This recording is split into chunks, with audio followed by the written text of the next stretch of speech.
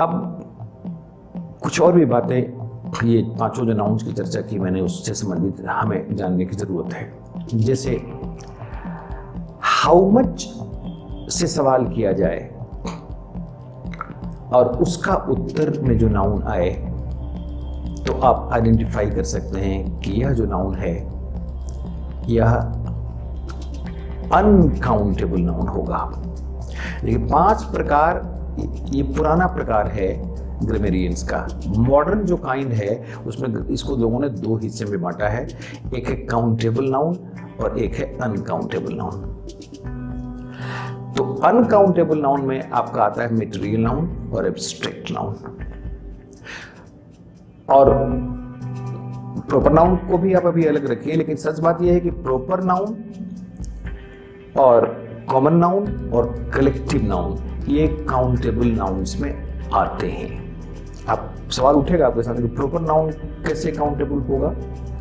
वो काउंटेबल है, एक खास स्थिति क्रिएट की जाएगी वो काउंटेबल हो जाएगा। जैसे मान लीजिए एक क्लास है और उस क्लास में मोहन नाम के 3 बच्चे हैं, तो वहां ये कहना होगा कि there are 3 Mohans in this class. अब मोहन का प्लूरल बना, प्लूरल नाउन बन गया, प्रॉपर नाउन का प्लूरल हो गया 3 मोहन्स। तो प्रॉपर नाउन भी प्लूरल होगा, कॉमन नाउन भी प्लूरल होगा और कलेक्टिव नाउन भी प्लूरल होगा। तो ये तीनों मिला के हमारा हो गया काउंटेबल नाउन, और उधर बच गया 2, एक मटेरियल नाउन और एक एब्स्ट्रैक्ट नाउन। उसको उसकी कैटेगरी में आप डालिए कि ये है अनकाउंटेबल नाउन। ये मॉडर्न कंसेप्ट है about classification of nouns, kinds of nouns के बारे में, कि नहीं नाउन 2 ही तरह का होता है। तो उस तीनों को रख दिया गया काउंटेबल नाउन में और इन दोनों को मतलब एब्स्ट्रैक्ट और मटेरियल को रख दिया अनकाउंटेबल नाउन में। तो ये स्थिति है, समझ की बात। तो इस तरह से हम लोगों ने ये जाना 5 प्रकार के नाउन्स हैं अंग्रेजी भाषा में, और 5 प्रकार के नाउन्स में कहाँ अंतर संबंध है जिसकी चर्चा भी मैंने की, और कहाँ अलग हैं। ये इतना थिन लाइन है इसके सेपरेशन का, सेग्रीगेशन का, और फिर इनका जो इंटर रिलेशन है इसको समझने का, तो इसको थोड़ी संजीदगी से समझने की जरूरत है। और यहाँ काइंड्स को हम समाप्त करते हैं। एब्स्ट्रैक्ट नाउन फॉर्म किए जाते हैं। अभी जो फॉर्म किए जाते हैं उसके कई तरीके ग्रामर में बतलाए गए हैं। जैसे एब्स्ट्रैक्ट नाउन के फॉर्म करने का एक तरीका है कि ये एडजेक्टिव से भी एब्स्ट्रैक्ट नाउन बनाया जाता है। अब जैसे वाइज है एडजेक्टिव, अब विजडम हो गया एब्स्ट्रैक्ट नाउन। जैसे गुड है एडजेक्टिव, अब गुडनेस हो गया एब्स्ट्रैक्ट नाउन। जैसे काइंड है एडजेक्टिव, तो काइंडनेस हो गया एब्स्ट्रैक्ट नाउन। जैसे डीप है एडजेक्टिव, तो डेप्थ हो गया एब्स्ट्रैक्ट नाउन। जैसे बीटर है एडजेक्टिव, बिटरनेस हो गया एब्स्ट्रैक्ट नाउन। तो एडजेक्टिव से मैक्सिमम एब्स्ट्रैक्ट नाउन का फॉर्मेशन होता है। ठीक उसी तरह से अब हम लोग इसको भी देखें कि और क्या तरीके हो सकते हैं इसके फॉर्मेशन का। तो ग्रामर कहता है कि हम एडजेक्टिव से तो मैक्सिमम फॉर्मेशन होता ही है, लेकिन हम वर्ब से भी एब्स्ट्रैक्ट नाउन का फॉर्मेशन कर सकते हैं। जैसे ग्रो है वर्ब, ग्रोथ है एब्स्ट्रैक्ट नाउन। ओबे है वर्ब, ओबीडियंस है एब्स्ट्रैक्ट नाउन।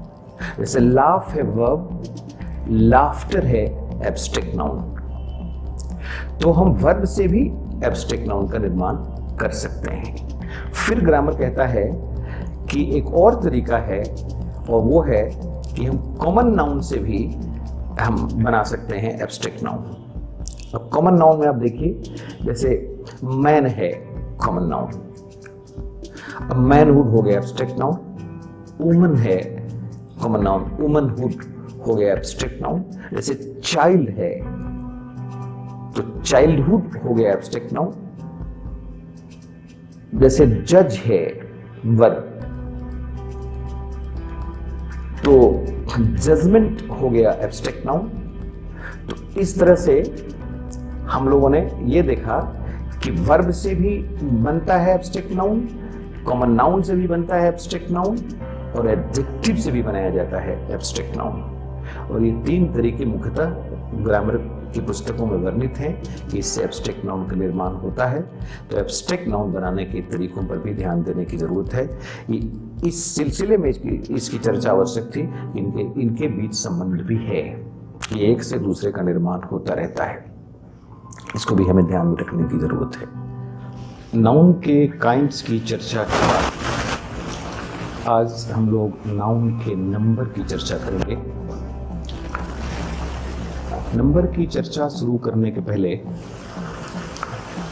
कुछ बातें और स्पष्ट कर देना आवश्यक है कि जिन नियमों से नाउन प्लूरल बनाए जाते हैं उन्हीं नियमों से वर्ब सिंगुलर बन जाते हैं। इस सेंटेंस को मैं बार बार दोहराऊंगा क्योंकि एक क्लैरिटी आवश्यक है। नाउन्स अपने एलिमेंट्री या बेसिक फॉर्म में सिंगुलर होते हैं, इसलिए उन्हें एस या ईएस लगा करके प्लूरल बनाया जाता है। वर्ब अपने बेसिक फॉर्म में प्लूरल होते हैं। वर्ब का जो V1 फॉर्म है हर वर्ब का, वो प्लूरल होता है, और उसमें जब एस या ईएस हम लगाते हैं तो वो सिंगुलर बन जाता है। तो दोनों दो चीजें हैं। Verbs are plural in their elementary or basic form, and when we add s or es at the end of verbs, we make them singular. ठीक उल्टी बात होती है नाउन में कि वो अपने बेसिक फॉर्म में सिंगुलर होते हैं, उनमें जब एस या एस लगाते हैं तो वो प्लूरल बन जाते हैं। और स्टूडेंट के दिमाग में ये चीज़ बहुत क्लैरिटी के साथ प्रिजर्व रहना चाहिए। अब इसके बाद मैं नाउन के नंबर की चर्चा शुरू कर रहा हूं। इसके दो नंबर हैं नाउन के अंग्रेजी भाषा में, एक है सिंगुलर और एक है प्लूरल। तो जिस नाउन से एक व्यक्ति या एक वस्तु का बोध हो उसे इंग्लिश ग्रामर कहता है कि ये नाउन सिंगुलर नंबर के नाउन होंगे। जैसे बुक है, पेन है, कॉपी है, ये सब के सब सिंगुलर नंबर में है नाउन। और प्लूरल नाउन की परिभाषा और उसके कंसेप्ट में थोड़ा पेचीदगी है, थोड़ी उसको समझना है। जैसे निस्फिल्ड तक कंसेप्ट ये था कि जिस नाउन से दो या दो से अधिक का बोध हो वो प्लूरल कहलाएगा। जैसे निस्फिल्ड ने कहा भी है कि टू और more things, when two or more things are spoken of, then the noun is plural. लेकिन it was the concept of Nesfield. In modern concept थोड़ा बदलाव किया गया है। मॉडर्न ग्रामेरियंस कहते हैं कि नहीं, दो या दो से अधिक का बोध कराने वाला नाउन प्लूरल में नहीं होगा, बल्कि एक से ही अधिक का अगर बोध कराता है कोई नाउन तो प्लूरल कहलाएगा।